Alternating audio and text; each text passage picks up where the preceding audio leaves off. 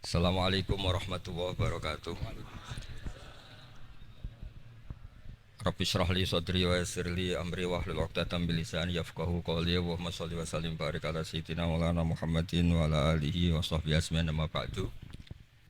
Engkang sangat kula hormati Habib Ali Asgaf, Habib Husain Asgaf, semua keluarga, wonten Mas Fikri, Mbak Nasila, semua engkang kula hormati, Mas Nurdin, sedanten engkang kula hormati. Niki ngaos ilmu dulu apa ngaji ijazah dulu ini?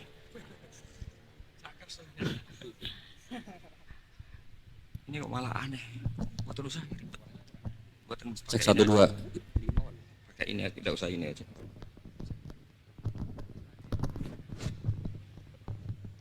Gampang mana? Jelas.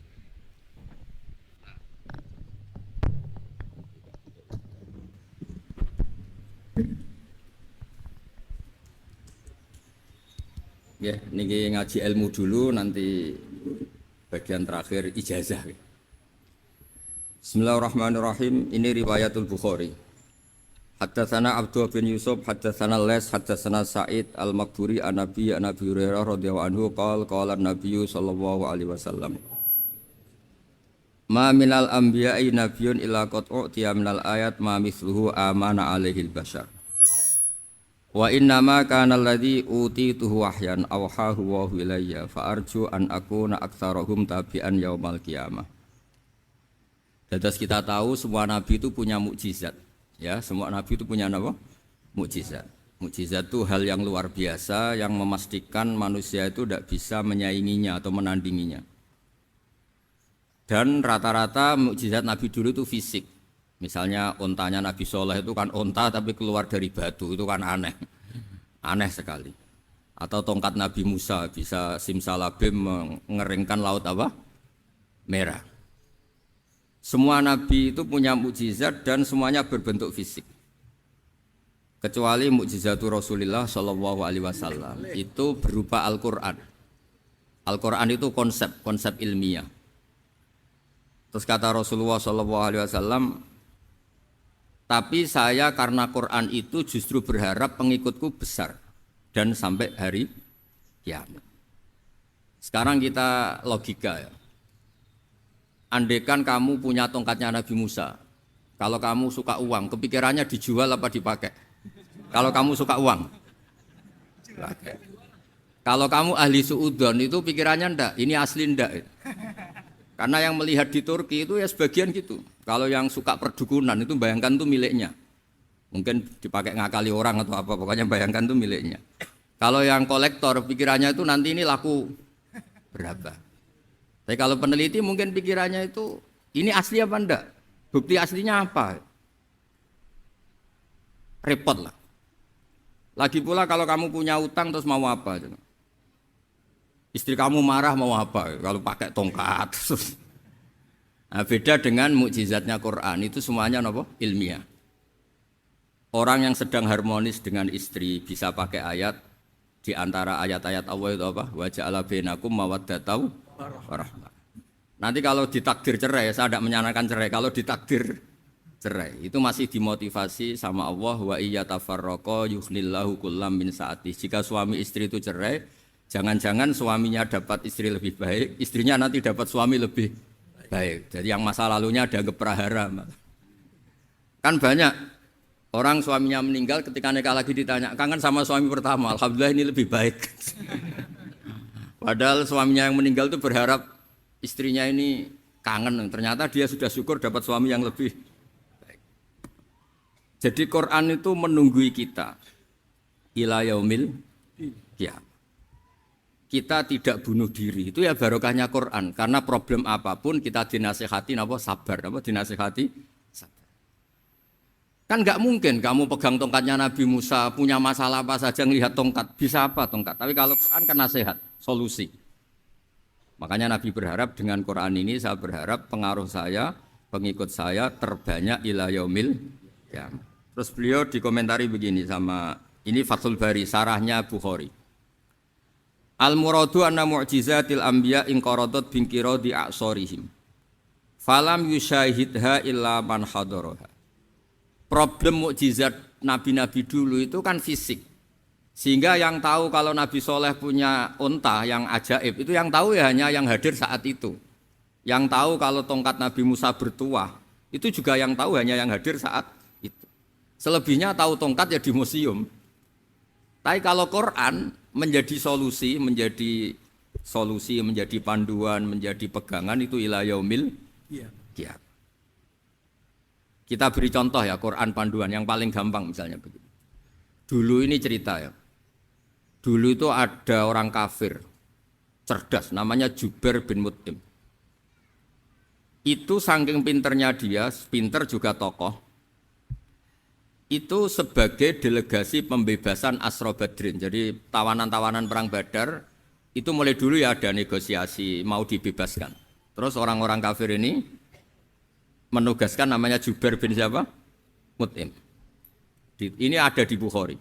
Karena ini ngaji di Jakarta. Kalau orang nggak tahu hadis juga tanya ini sahih ndak itu. Wong nggak tahu kok tanya itu aneh-aneh. Padahal kalau dibodoni itu ya nggak tahu. Tapi ya tetap tanya, hadisnya ini sahih ndak? Ini kata kiai apa kata nabi ini ya ribet. Memangnya kata nabi kamu dengar kan ya lewat kiai. Setelah itu Jubair itu datang ke Madinah. Dengerin ya, datang ke mana? Madinah. Kemudian dengar Nabi baca Wattur pas sholat maghrib. Jubair karena Nabi dulu gak ada hotel, gak ada pondok ya. Pondoknya Nabi hanya sufah itu. Nabi baca maghrib, bukan diskusi, bukan debat. Baca Wattur wa kitabim mastur firrokim mansur wal baitil ma'mur wasaqofil marfu wal bakhrir masjur. Terus itu. Kemudian sampai pada titik ayat am khuliqu min ghairi syai'in. Masa manusia atau alam raya yang maujudat, yang nyata, yang wujud nyata. Kemudian asal-usulnya itu ketiadaan. Ini kan hadhil alam maujud, alam ini kan nyata. Masa sesuatu yang nyata, penciptanya itu tidak nyata. Jadi nggak mungkin ada faham nihilisme. Kalau faham nihilisme berarti melahirkan teori begini. Al-adamu yakhluqu maujudan, sesuatu yang tidak ada, menciptakan yang itu kan akal nggak bisa nerima. Kalau sesuatu ini ada, penciptanya pasti ada. Terus akhirnya Jubair bin Mut'im itu simpuh di depan Rasulullah terus bilang, "Ya Muhammad kada qalbi ayatir." Hampir saja hati saya terbang. Kalau riwayatnya Imam Ahmad, faka'anna masudi aqalbi, hati saya dihancur. Semua teori yang saya bawa untuk ngelawan kamu sekarang luluh semua, hancur semua. Yang benar adalah teori Anda bahwa Tuhan itu satu dan Tuhan itu ada sebelum semua makhluk. Coba kalau Nabi Muhammad ada Jubair bin Mut'im terus menyembunyikan tongkat dekat mihrab. Terus dilihat ini apa. Paling pikirannya ini dari kayu apa. Terus yang bentuk tongkat itu tukang pemahatnya siapa. Kok kurang keren kalau di Blitur gimana ya. Kan malah panjang. Kira-kira kalau mukjizat itu dari tongkat itu malah panjang. Panjang lah pokoknya. Panjang. Lagi pula kamu coba kan nggak ngarah mandi, itu yang mandi kan nabinya, bukan tongkatnya. Coba tongkatnya Nabi Musa coba anak-anak beki itu. Dipakai mukul kucing aja tidak mesti mati itu.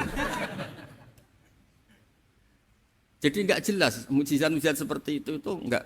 Tapi kalau Quran menunggui. Sampai saking hebatnya Quran, teori rasionalitas, soal kampanye di mana-mana. Tingkat validitas, tingkat kebenaran Quran itu bahkan bisa diuji tanpa membuktikan. Tanpa apa? Cukup pakai akal. Saya tidak bosan-bosan cerita ini karena ini khazanah kita. Di kitab Nailul Ma'mul itu, di kitab Usul Fiqih. Saya berkali-kali cerita ini karena ini untuk menunjukkan bahwa Quran itu liqaumi ya'qilun, liqaumi yatafakkarun. Ada seorang kiai, seorang ustadz, kiai dulu. Kiai dulu itu ya memang orang soleh, alim terus jadi kiai. Kalau kiai sekarang tuh macam-macam, nganggur terus ingin jadi kiai. Terus daftar gitu. Ada lowongan di yayasan, masuk ingin jadi ustadz. Karena dengar ada gajinya. Dulu tuh ada seperti itu. Makanya dulu tuh kalau ustadz kiai pasti soleh karena dia alim terus ingin orang lain tuh mendapat ilmunya. Kalau sekarang enggak ada yayasan sehat, guru gajinya sekian. Yang enggak ingin jadi ustadz tuh daftar. Karena ada gaji, apalagi ada kabar, ada gaji, ada mes, ada wah yang daftar banyak. Tapi mentalnya ada kiai sebetulnya. Ya kalau sampean tanya itu baik enggak Gus? Ya setengah baik. Ya maksudnya setengah baik ya ada baiknya lah, namanya profesi ngajar itu kan baik. Tapi setengah saja karena motifnya itu nyari gaji bukan ingin mencerdaskan umatnya Rasulullah Shallallahu Alaihi Wasallam. Itu Imam Amudi itu guru matematika. Saya nggak bosan-bosan cerita ini. Guru matematika. Muridnya sampai takut ini masuk surga ndak. Kiai kok ndak ngajarin istighosa atau tahlil malah ngajarin apa? Matematika. Beliau meninggal terus muridnya tanya, "Ma fa'alallahu bik?" Kira-kira gitu. Apa yang dilakukan Allah? Allah nyambut Anda gimana? Terus kata Imam Amudi, bagus saya disuruh ngajar malaikat. Karena malaikat kan enggak pernah kayak anak bagi gini ngaji gini. Malaikat itu enggak pernah ngaji, dia iman saja karena tahu surga, tahu neraka terus iman gitu aja. Jadi imannya malaikat itu enggak keren kita. Imannya loh. Loh itu yang ngendikan Nabi loh, tidak saya. Nabi pernah tanya sama sahabat, iman yang paling keren siapa? Jawabannya sahabat malaikat. Ya enggak, karuan malaikat iman. Dia yang tahu surga neraka, tahu segalanya masa ada iman? Ya pasti iman lah katanya. Terus ya para sahabat engkau iman ya wajar kan menangi saya, nemuin saya. Yang hebat itu orang-orang yang tidak melihat saya, tidak saya didik tapi tetap iman. Karena dididik akal, ya tadi dididik Quran, apa dididik Quran. Sama siapa? Teks bahasa Arabnya masang. Terus Imam Amudi kata Allah, suruh dia ngajarin para malaikat cara menemukan saya. Malaikat dikumpulin terus Imam Amudi disuruh ngajar. Sama singkat kata-katanya Allah di mimpi itu. Istadilla ala wahdaniyati. Bihadrati malaikati. Tolong ajarkan cara menemukan saya padahal Anda ini manusia yang tidak melihat saya. Anda di Jakarta kan lihatnya gedung-gedung. Paling jadi khayal terus nikmat lah Anda ikut punya tapi ikut nikmati. Orang desa-desa kalau ke Jakarta itu pokrol. Wah, di Jakarta itu gedungnya tinggi-tinggi enggak kayak kampung sini. Lu udah ikut punya ikut bangga. Di Jakarta orangnya cantik-cantik, enggak kayak orang sini. Padahal dia ya enggak dapat orang cantik gitu. Jadi Allah itu saking pinternya, miskin-miskin ya bisa berkhayal dan bahagia. Itu alhamdulillah betul. Akhirnya itu apa ini anak-anak begini saya tak niati ngajar standar anak-anak akademik. Terus pertama yang diajarkan hanya bilang gini, sama siapa teknya? Ya malaikat wahi para malaikat. Terus beliau bilang, nisbatus naini wassalasah ila malanihayatalahu nisbatul far'i ilal asli. Angka itu jumlahnya berapapun 2, 3 sampai triliunan. Semuanya itu nisbatul far'i ilal asli. Bin nisbat ilal wahid nisbatul far'i ilal asli. Angka 2 ya cabangnya 1, 3 ya cabangnya 1, 1 triliun ya cabangnya 1. Tetap yang asal usul adalah angka 1. Itu nangis semua malaikat. Cara Jawa itu mandekman kue iman kaya imanku. Makanya imannya umatur Rasulullah Shallallahu Alaihi Wasallam itu PD-nya yakinnya kayak imannya malaikat. Kalau Tuhan itu 1. Karena angka agak bisa dimulai kecuali dengan angka 1. Makanya nisbatus naini wassalasah ila ma la nihayatalahu iku nisbatul far'i ilal asli. Semuanya itu nisbatnya cabang ke induk. Berarti semua alam raya ini tetap asal usulnya 1, yaitu qul huwallahu ahad. Nah, itu namanya akal. Umatnya Rasulullah itu ditinggali mukjizat akal lewat panduan Quran sehingga meskipun kita tidak menangi Rasulullah, tidak menangi sahabat, kita tidak tahu malaikat Jibril, tapi cara iman kita ini tidak kalah keren. Yakin hakul, yakin. Terus kedua, gambar. Kamu gambar rumah, gambar hewan, gambar apa saja, mesti dimulai 1 titik. Entah gambar kamu bagus, entah jelek, tetap dimulai 1 titik. Nah, titik ini namanya nuqtatul wujud. Semua alam raya dimulai dari 1 titik, yaitu nuqtatil wujud. Makanya Quran dimulai bismillah dan bismillah itu dipilih sama Allah pakai pertama ba itu ada titik. Itu kata semua ulama. Itu titik itu singkatan dari bi kana makana wa bi yakunu mayakun. Karena saya semuanya ada. Bi itu karena saya. Jadi makanya santri-santri beki tidak usah bayangkan kamu jadi wali terus bisa terbang ke Mekah, tidak usah. Kalau terbang ke Mekah ya sudah umroh aja bayar. Kalau enggak ya maklaran KBH atau apa. Pokoknya cari gratis itu. Ya gratis kan, dapat orang 10 gratis 1. Terus orang enggak umroh-umroh dirayu-rayu supaya umroh. Repot. Itu pelanggaran fikih itu. Kalau orang punya utang itu wajibnya nyaur utang dulu gitu. Wah, repot. Saya itu juga sering bingung di kampung-kampung. Gus sama umroh. Kenapa? Dapat gratisan. Minta uang saja buat nyaur utang. Enggak boleh Gus. Wah, secara fikih yang wajib itu nyaur utang bukan umroh. Enggak boleh Gus diminta uang, enggak boleh, harus umroh. Udah gitu saya ini bingung Gus mau umroh. Enggak nikmati. Kenapa? Disuruh ngajar Gus. Repot semua kalau ibadah mergawe ya gini bingung semua. Ya saya mohon anak-anak BK semuanya yang seneng Quran itu harus seneng sampai kayak saya sehingga tahu istidlal mencari Tuhan dengan cara tauhid yang berbasis akal. Itu sedzahir imannya malaikat. Jika di klasmen iman itu manusia ulul ilmi, kita-kita yang nekuni ilmu itu nomor 1 prakteknya. Karena nomor 1 itu Allah karuan kan syahidah wa, Allah kan enggak tertandingi syahidah wa annahu la ilaha illallah terus wal malaikatu. Malaikat kan karuan karena langsung menyaksikan surga dan ketiga apa? Wa ulul ilmi. Berarti prakteknya kan nomor 1. Kalau kompetitornya semuanya manusia, ulul ilmi nomor berapa? 1 kan? Nah nomor 3 kan dari Allah, malaikat, ulul ilmi. Berarti kalau kompetisinya antar manusia nomor berapa? 1 kan? Nah kenapa ulul ilmi di nomor 3 kan tapi dari Allah, malaikat, ulul. Kerennya kayak apa? Karena cara iman ulul ilmi itu enggak ada ragunya sama sekali. Kamu ragu enggak kalau 2 itu cabang dari 1, asal-usulnya 1? Enggak pernah kan ragu kan? Semua gambar seruat apapun dimulai dari 1 titik, ragu enggak? Enggak kan? Nah imannya umatnya Nabi karena dipandu oleh Quran itu seyakin itu, sehakul yakin itu.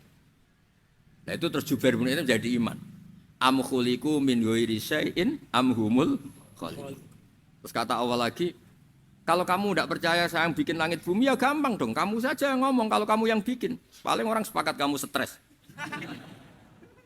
Terus hanya ayat gitu, am khalaqus samawati wal ard. Kalau kamu tidak yakin Allah yang bikin ya silakan Anda klaim saja kalau kamu yang bikin langit bumi. Bala yuqinun. Kamu juga enggak mau kan dibilang stres. Nah ini terus saya teruskan ya. Makanya mukjizat terbesarnya Nabi adalah Al-Quran. Karena Al-Quran itu cerita tentang hukum-hukum akal, cerita tentang logika-logika peradaban. Misalnya logika peradaban, contoh paling gampang. Di Quran itu ada sekian ayat yang Allah cerita peradaban. Misalnya wa ahsinu innallaha yuhibbul muhsinin. Itu dikutip terus kemudian disimpulkan dalam peradaban. Kata Sayyidina Ali karramallahu wajhah ngendikannya gampang. Ahsin man syi'ta takun amira. Kamu berbuat baik saja sama seseorang, maka otomatis kamu akan jadi pemimpinnya. Ada orang enggak tamat SD, enggak tamat papa, gobloknya minta ampun. Tapi karena gaji seorang pakar. Oh, kamu tak gaji 1 bulan 1 miliar. Perusahaan saya jadikan besar. Itu dikongkan ngalor ngidul ya nurut. Hanya karena dia ihsan. Terus wastaghni amman syi'ta takun nadhira. Saya ulang lagi. Wastaghni amman syi'ta takun nadhira. Dan kamu jangan butuh orang lain, siapapun dia, maka kamu akan setara. Misalnya ada menteri orang antri mau salim, tapi kamu tidak butuh kan tenang saja. Tapi kalau kamu butuh, habis kamu. Ya kan, kamu tidak butuh seseorang, maka kamu posisinya akan setara. Kamu harus sopan karena punya utang jasa. Kalau nggak punya apa-apa kan setara. Ya enggak? Misalnya kamu jajar rektor atau jajar menteri, jajar apa saja. Kalau kamu tidak punya utang kan, kamu jajar menteri tidak punya utang. Sama jajar satpam tapi punya utang, takut mana?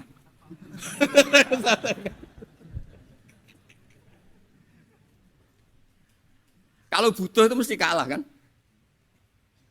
Ada pejabat misalnya nggak begitu cantik sama perempuan cantik yang kamu butuh ingin dicintai, takut mak. Padahal nggak jelas orang ini pangkatnya apa, nggak jelas. Jadi dalam hukum sosial itu kata Sayyidina Ali wastaghni amman syi'ta takun nadhira. Kamu jangan butuh seseorang maka kamu akan setara. Terus yang terakhir wahtas ila man syi'ta takun asira. Asira pakai sin. Dan silahkan butuh seseorang maka kamu akan jadi budak dia. Ya coba misalnya Anda seorang profesor, seorang alim, seorang getop. Misalnya mencintai janda di ujung kampung sana, jalan kaki 2 kilo.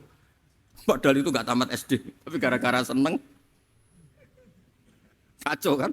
Logika kepangkatan hilang semua kan? Jadi itu hukum peradaban. Itu mewakili isi-isi sosial yang diterangkan Quran. Ya, jadi paketnya 3 tadi ya. Ahsin man syi'ta takun amiro. Kamu berbuat baik sama seseorang maka kamu bisa memimpin. Wastahni amman syi'ta takun nadhira. Kamu jangan butuh seseorang maka kamu akan setara. Mbok kamu ketemu orang terkaya di dunia. Yo ketemu orang terkaya di dunia, kamu jejer, kamu tidak butuh dia. Tenang kan bisa setara kan? Tapi kalau butuh harus sopan, ngajukan proposal, harus berakhlak karimah. Makanya sekarang Anda kok berakhlak kenapa? Ternyata mau nyalek. Biasanya Anda berakhlak kok berakhlak. Ada apa ini?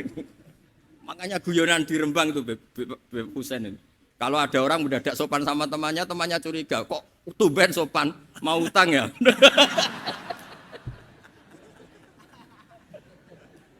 Zaman akhir itu kacau.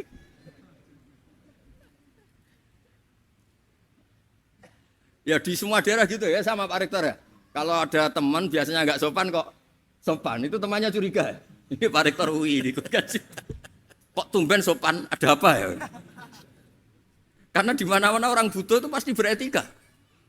Kamu punya teman paling berdua, kalau mau utang berakhlak gak? Atau misalnya kamu punya adik cantik terus punya teman berdua, kalau cinta adik kamu berakhlak gak?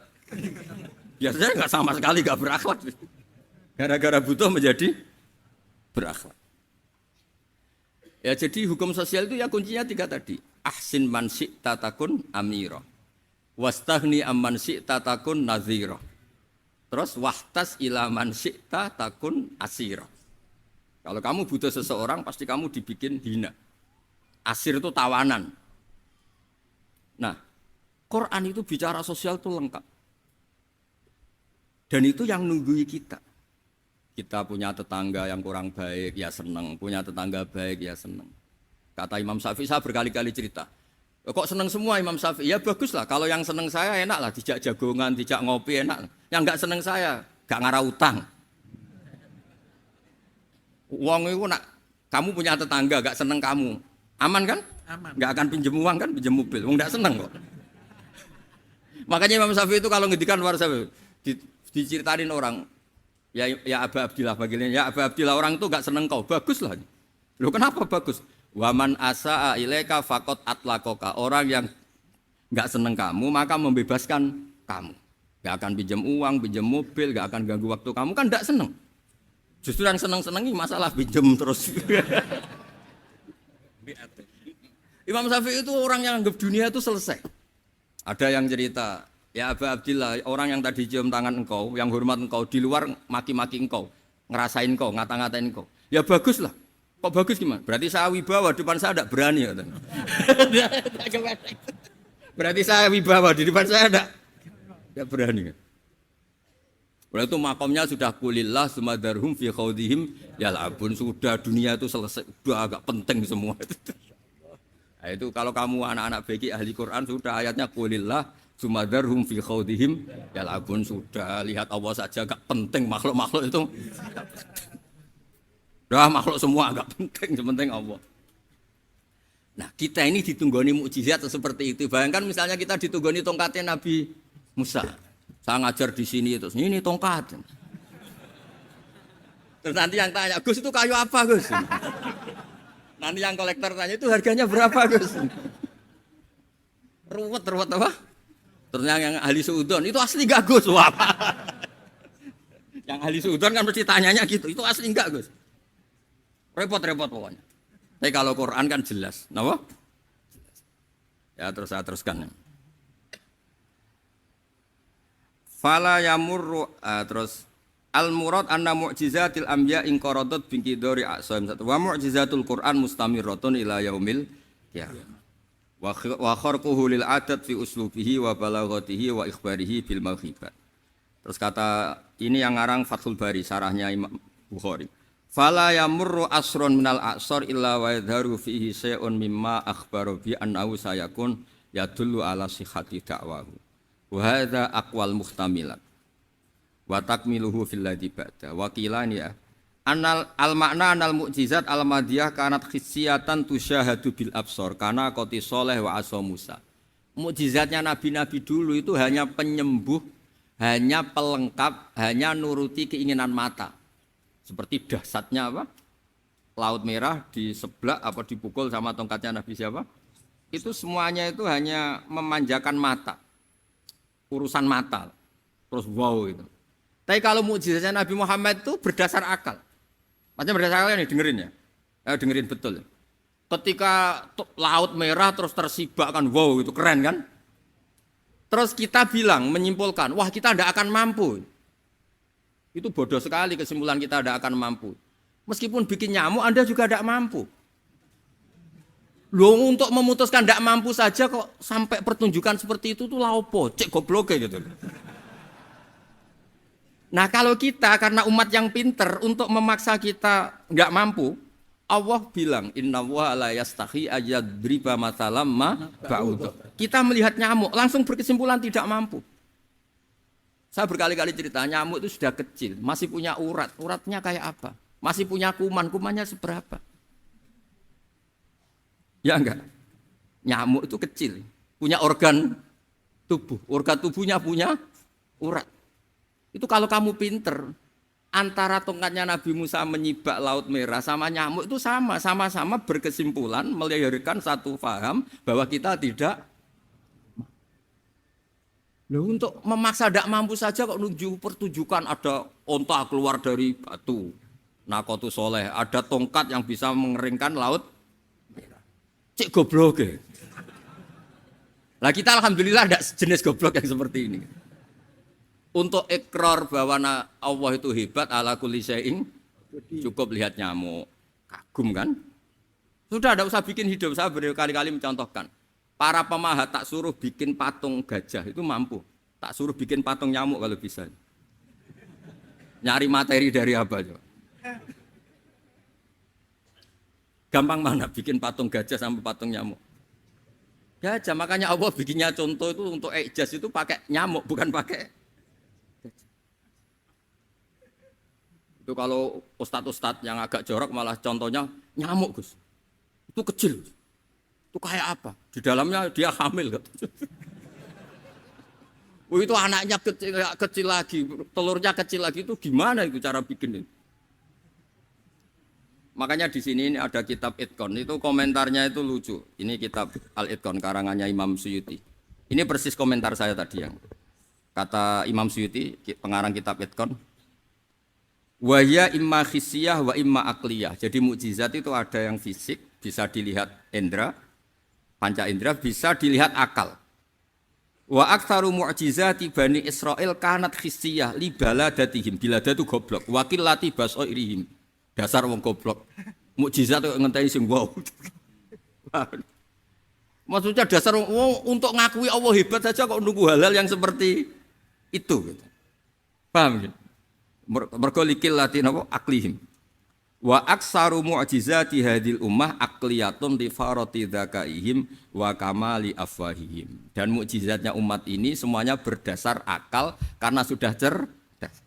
Jadi andaikan kita melihat tongkatnya Nabi Musa menyibak Laut Merah dengan melihat nyamuk, kesimpulan kita sama-sama wow, sama-sama keren, sama-sama memastikan kita tidak mampu. Makanya terus Quran menerangkan wa ma min dabatin fil ardi wala ta'iri yatiru bi janahihi illa umamun amsalukum. Jadi keseharian kita lihat burung kok terbang.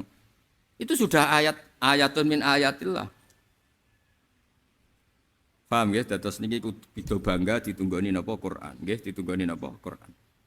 Wa mu'jizatul Quran tusyahadu bil basirah fayakunu mayatabi'u li ajlihi aksar. Terus li annal ladzi yusyahadu bi ainir ra'si yang qaridu bingkiradi musyahidi.